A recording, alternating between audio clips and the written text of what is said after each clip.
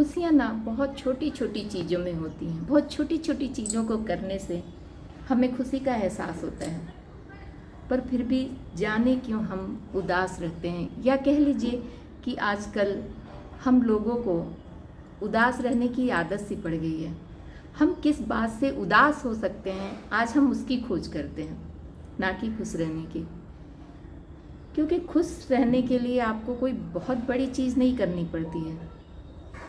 थोड़ा कुछ लिख लिए, कोई अपनी मर्जी का कोई चीज़ कर लिए, तैयार हो लिए। अगर आपको तैयार होने का शौक़ है, डांस का शौक़ है तो डांस कर लिए, गाने का शौक़ है गाना गा लिए, लिखने का शौक़ है तो लिख लिए, वीडियो बनाने का शौक़ है तो वीडियो बना लिए। इन छोटी छोटी चीज़ों को करने से भी हमको बहुत खुशी मिलती है और हम थोड़ा फ्रेश महसूस करते हैं जब भी उदास होते हैं।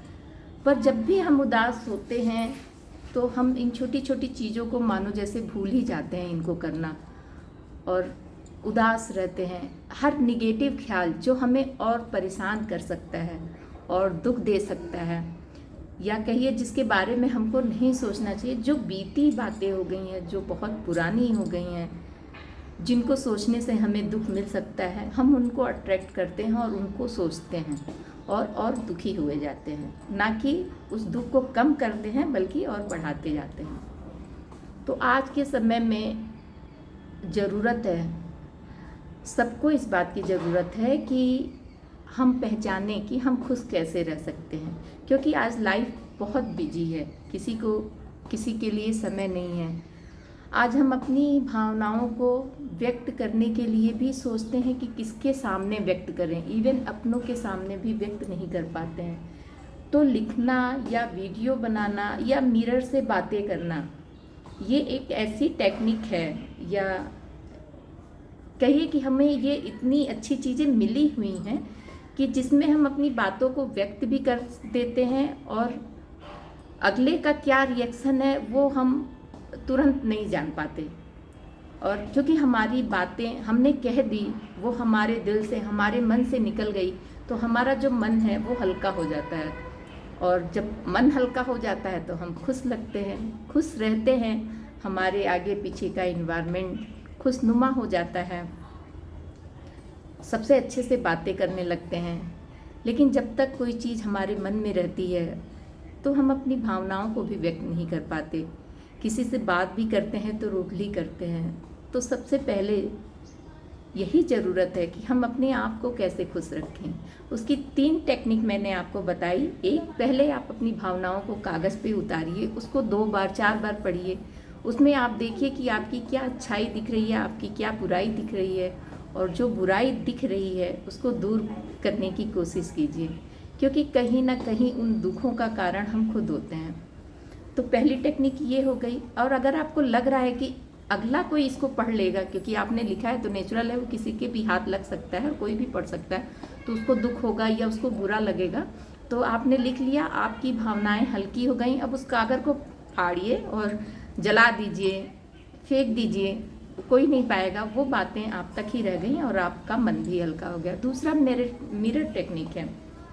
कई बार क्या होता है, हम किसी दूसरे से बात नहीं कर पाते हैं, लेकिन मिरर जो हमारा खुद का प्रतिबिंब हमें दिखता है, अगर हम उससे बातें करते हैं, उससे सवाल करते हैं, उससे उस सवाल का जवाब लेने की कोशिश करते हैं, तो आप यकीन मानिए वो मिरर भी आपको जवाब देने में सक्षम होता है। अगर आपको विश्वास नहीं हो रहा है तो आप इस टेक्निक को अपना के देखिए। आप एक छोटा मिरर लीजिए, उससे बातें करिए। आपके अंदर जो भी सवाल है, जो भी आप पूछना चाहते हैं, अपने बारे में जो भी जानना चाहते हैं, आपकी अच्छाई, आपकी बुराई, आप सब उस मिरर में देख के अपने आप को कहिए, और फिर आंखें बंद करके 5 मिनट उससे उस जवाब का इंतज़ार करिए। देखिए आपको जवाब ज़रूर मिल जाएगा। इस टेक्निक से भी आप अपने मन को हल्का कर सकते हैं। तीसरी टेक्निक की मैंने बताई थी, एक मिरर हो गया, एक ये लिखने की टेक्निक हो गई, दूसरा वीडियो बनाने की हो गई। तो वीडियो बनाकर भी आप अपनी भावनाओं को किसी के मतलब एक वीडियो के थ्रू व्यक्त कर सकते हैं। YouTube में ये फैसिलिटी है कि आप अपना वीडियो चाहे तो कोई देखे और चाहे तो ना देखे, उसको अनलिस्टेड कर दें।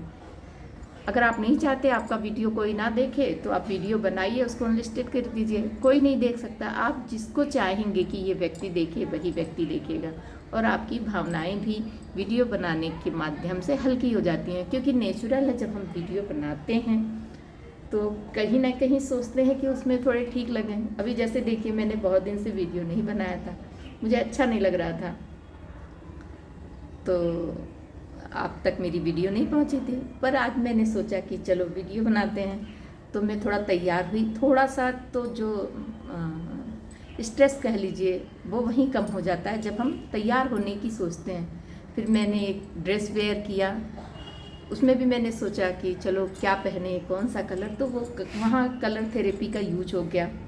फिर मैंने वीडियो बनाई तो बहुत सारी बातें इसमें निकल गईं। तो नेचुरल है कि मेरा मन थोड़ा हल्का हो गया और मुझे अच्छा लगने लगा।